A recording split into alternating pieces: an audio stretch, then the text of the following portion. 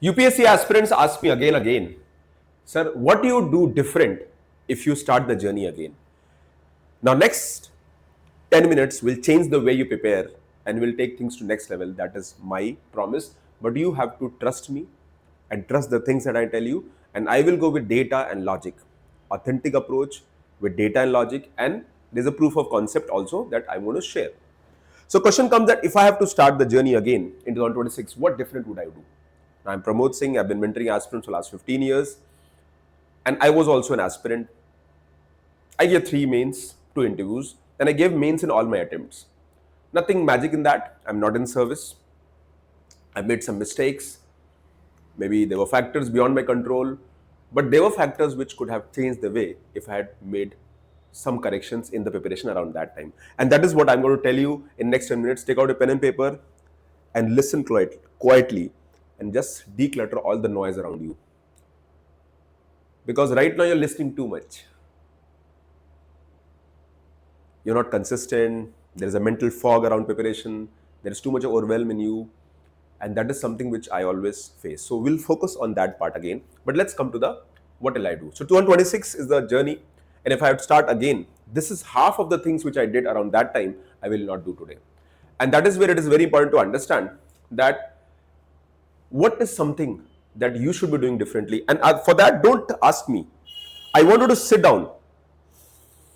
Take a deep breath, hold your breath, release that negative energy that you have in your head, reduce the overwhelm, and trust yourself. Because this exam is about skilling yourself. It's about reaching a threshold of cracking prelims, cracking mains, getting selection. But you have to develop the system and process which works, and that is where I want to share that. The first thing, the question asked me in 15 years, again, I get the same question again and again. So what to study, how to study, which sources to study, how should be the approach. Naturally, a lot has changed in the last few years. UPSC has been changing a lot. Few years ago, data and facts were coming. Now that data fact is coming, but they are in different form. They are coming. The second is that what preparation looked like when I started around that time and today. Around our time, there was lack of guidance. There were limited sources. We had to come to Delhi to get real guidance. The sources like test series and all those things, the content material, there was exclusivity in Delhi. There were hardly any regional centers also. Even today, regional centers have very less, guidance that I know. But today that has changed. Today I am staying in Delhi and I can reach out to you. You stay in a small village of Odisha or Northeast. It does not matter. You get the same content somebody is getting in Delhi. Today AI has changed the game. Today content is too much, and that comes a problem because there's too much. And that is where you don't understand that if it is too much, how do I handle it? Because it's like you get hundreds of movies to watch, but you don't know which movie to watch because there's too much to do. That is the problem. That information overload, the information terrorism, the overload, the overwhelm, because everything looks important. That is a problem. So today I'll do things differently.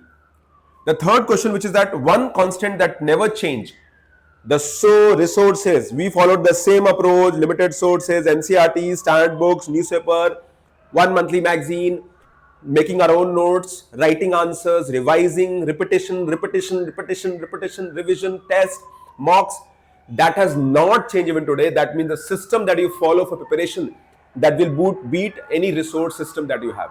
So it's very important to understand that systems work, people fail. So let's understand the systems. Can we create a system for you? And remember, preparation is very personalized. So you can have a framework that you can follow from a topper, but you have to tweak it as per your requirement. Somebody who is a beginner will have a different approach. Somebody who is little on the advanced level should have a different approach. Somebody who has given mains and is struggling to clear the mains, that person will have a different approach. Somebody who has reached interview, that person has to refine to maybe increase maybe 30-40 marks extra so that you get selection eventually. Somebody who has not done well in the interview, everything is sorted, that person has to develop the interview skills better. So that is where every person is different and we have to work as per their approach. Okay.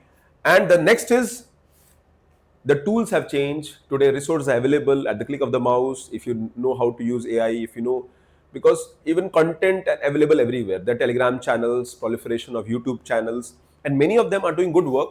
The only problem is that they are doing too much. They are giving so much that you are you're not able to understand. And nobody is thinking from students' point of view.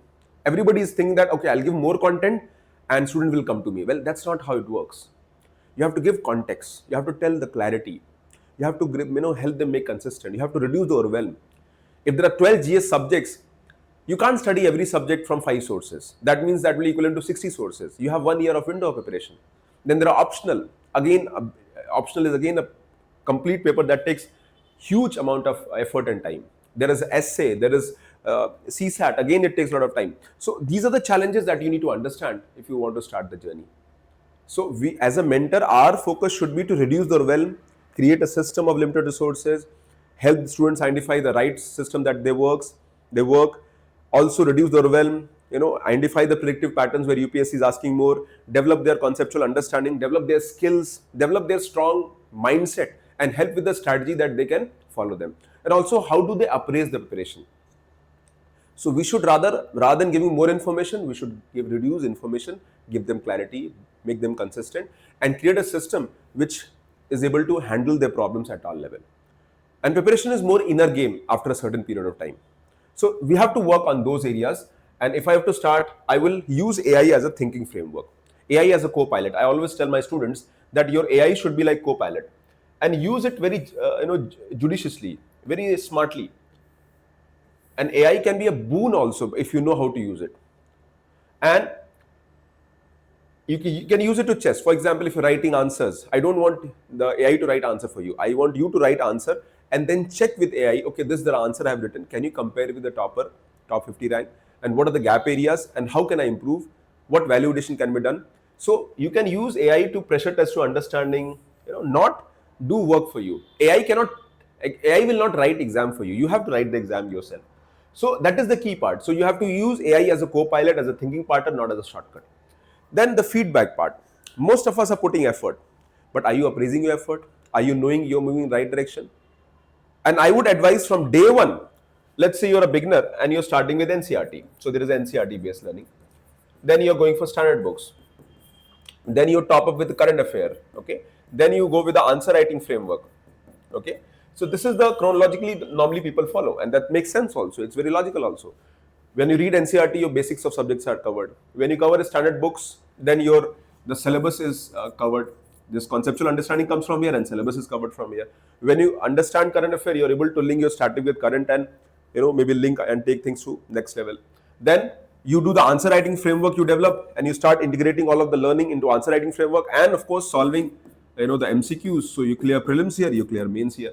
Then you integrate all of them and reach a stage where you are able to effectively write good mains answers, good mains papers, and then you reach a third stage of interview. Now that is a common approach. Now my question is that, when do you expect feedback? The feedback should start from the week 1 itself. If you're reading NCERT, what should I do after reading NCERT? Which question should I solve? You should solve the basic NCERT based questions, check your conceptual understanding. Within a month, I would advise start answer writing at basic level. I'm not asking you to write advanced PYQs answers. Start writing with a basic level and get a feedback. Maybe any mentor, somebody who has experience of the system, who knows how things work in the exam, somebody who's updated in the exam also, because in 3-4 years, exam has changed a lot. The next part that you need to understand is that choose fewer high quality resources. Now, it is a very cliched statement, one subject, one resource, this thing that you always come across. But still, you would be requiring beyond one source also in many subjects. But those subjects should be selective. They cannot be like primary source. And that is where it is very important that you identify the high quality sources. And fortunately, everybody knows them. Unfortunately, very few people know how to use them.